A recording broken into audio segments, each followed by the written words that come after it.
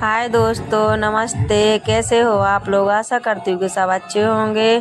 तो देखिएगा 5 बज चुके हैं और हम आज कुछ बनाने जा रहे हैं। तो यहाँ पे दाल फूली है, तो आप दाल फूली देखकर समझ गए होंगे क्या बनाने जा रहे हैं। तो हमारे यहाँ पे दीपावली के बाद परमा दोज को बनते हैं मंगोड़े। तो ये खास करके बनते हैं मंगोड़े। और वैसे तो हर रोज़ ही बनते हैं, लेकिन इस दिन की कुछ बात ही अलग होती है। तो ये मैंने 2 प्रकार की दाल फुलाई हुई है। तो ये मसूर की है और ये मूंग की दाल की है। तो आप बोलेंगे ऐसा क्यों? तो ये ऐसा इसलिए क्योंकि मुझे मसूर की दाल के मंगोड़े बहुत अच्छे लगते हैं, कुरकुरे रखते हैं।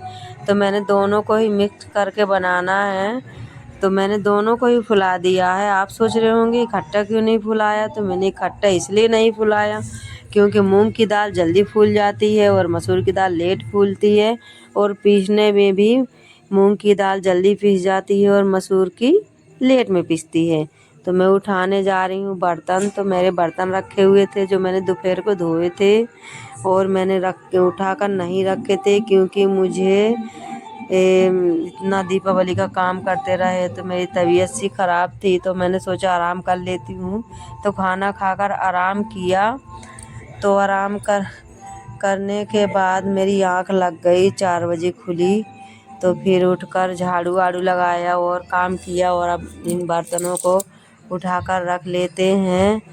और ये कपड़े भी बगरे हुए हैं तो कपड़ों को भी हम उठाकर रख लेते हैं। सारी ही चीज़ों को हम रख लेते हैं।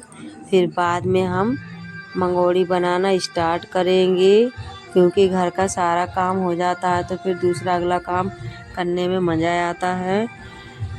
तो मैंने पालक ली थी सुबह, तो सुबह ही धोकर रख दी थी। और देखिएगा दाल को भी धोकर रख दिया है, देख रहे होंगे आप डलिया में। और इस पालक को मैंने सुबह ही धोकर रख दिया था। अब हम इस पालक को छांट कर काट लेते हैं, जो कि मैं हंसिया से काटूंगी।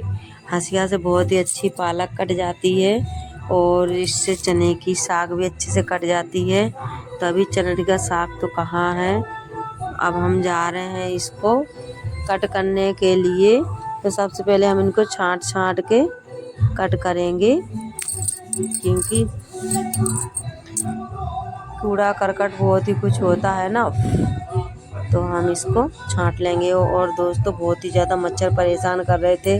शाम के टाइम तो बहुत ही ज़्यादा मच्छर लगते हैं, सुबह भी लगते हैं। बस दिन को भर है जो मच्छर नहीं लगते हैं, शाम सुबह तो बहुत ही ज़्यादा मच्छर लगते हैं।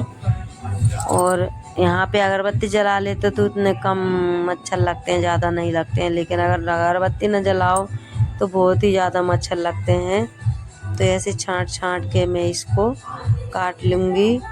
तो मुझे मच्छर भी बहुत ज़्यादा परेशान कर रहे थे और मेरी हालत ख़राब हो रही थी मच्छरों से।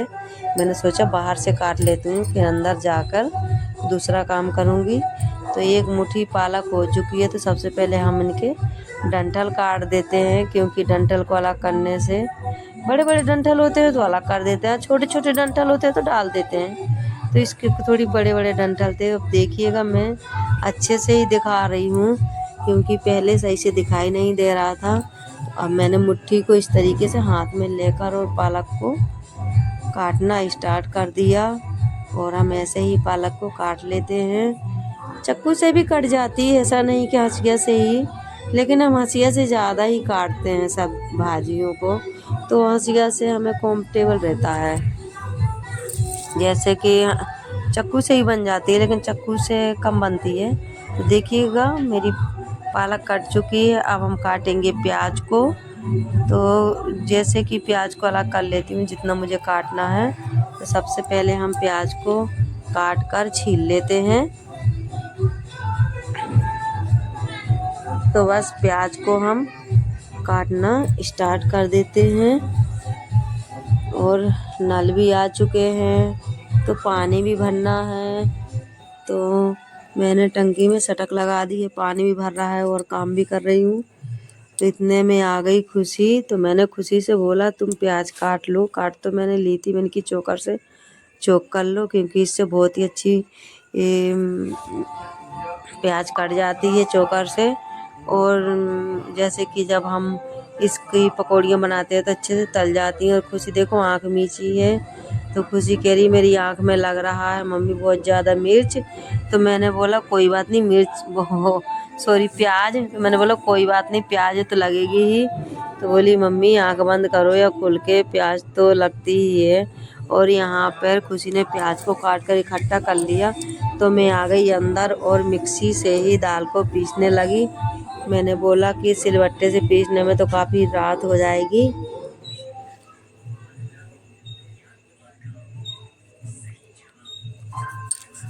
तो इसी से ही पीस लेते हैं। तो देखिएगा मैंने दाल को पीस लिया है और अब हम सारी चीज़ों को एक थाली में मिक्स कर लेते हैं, क्योंकि बड़े बर्तन में मिक्स करने से अच्छे से सामग्री हमारी मिक्स हो जाती है। तो अब हम इनको मिक्स कर लेते हैं, बनाते हैं गर्मा गर्म पकोड़े। तो मैंने दाल को मिक्स कर लिया है और पकोड़े बनाना स्टार्ट कर दिया। तो आप सोच रहे होंगे कि इतने बड़े बड़े पकोड़े क्यों, तो ये मैंने मिर्च डालकर बनाई है, क्योंकि सेंगी मिर्च डालकर पतिदेव बोले मुझे ऐसे खाने हैं, ऐसे बना दो। और खुशी तो खाकर चली गई, क्योंकि उसको दूसरे घर जाना था तो अंधेरा हो जाता। अंधेरा तो वैसे हो गया था, तो वो चली गई थी, पापा उनको छोड़कर आए थे। और अब बचा हुआ जितना की सामग्री है तो उसके भी मैं पकोड़े बना लेती हूँ। और देखिएगा हमारे पकोड़े बन गए। और दोस्तों आइएगा, पकोड़े खा लीजिएगा। और मैंने पकोड़ों के साथ में बनाई है टमाटर की चटनी।